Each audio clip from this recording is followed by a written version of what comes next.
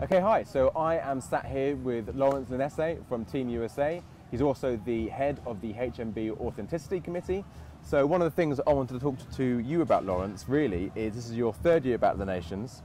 So I was wondering really, what have been the biggest changes or improvements in authenticity from when you started to now?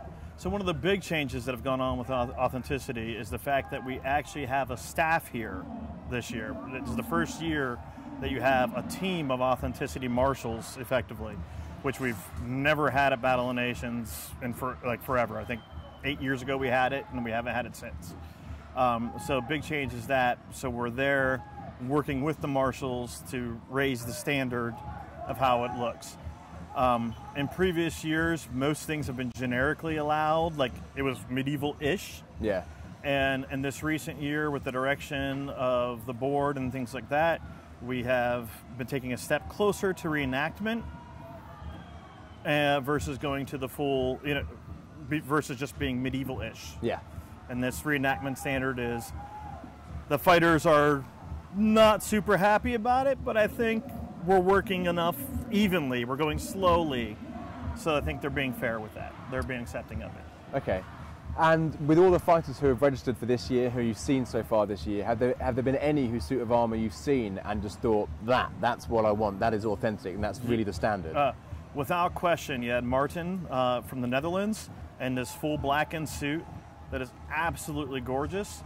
Then in the USA, we have an interesting thing. Brad Chauvet, I cannot wait to see Cooley, his harness. Brad Chauvet, Alex Cooley, and Rob Roach. Have they all got matching? 3 matching suits. All exactly the same, chains of state, the whole 9 yards. They're decked out head to toe. Yeah. So those guys and Martin are top notch when it comes to the beautiful sets of armor. It's really next level with what they're bringing out here compared to what most of it's 14th century casual armor. Yeah. The Visby suits. And then these guys are out here in these full plate harnesses. They're just gorgeous. Yeah, I mean, that's one of the things I'm also looking forward to, is that new category, is the full harness dueling. Yes, so hopefully those guys will be involved in that. Yes. And then my next question for you is, moving forward, what changes in an ideal world would you like to see implemented from an authenticity standpoint? An ideal change I'd like to see in an authenticity world is that we would shift to an all-year registration, not a once-a-month thing. Yeah. And the fighters would have an identification card. So when the Netherlands puts on their big event, like Kenstrid, Kenstrid,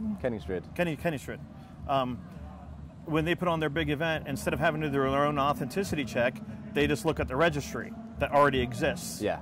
So there's not extra work for everyone throughout the year. So in that case, they can see that guy's registered. I can see he was approved for this year. Done. Yeah. And then they're set. Yeah. That way, that would definitely. I think, and then it'll also help the fighters fix their stuff over time. Yeah. Because then it'll be like, Callum, you need to fix this. 3 months later, Callum, it's not fixed yet. Come on. We can keep those things going. Yeah, yeah. And that would be I think from a logistical standpoint, that would be a huge change. And it would help the fighters here.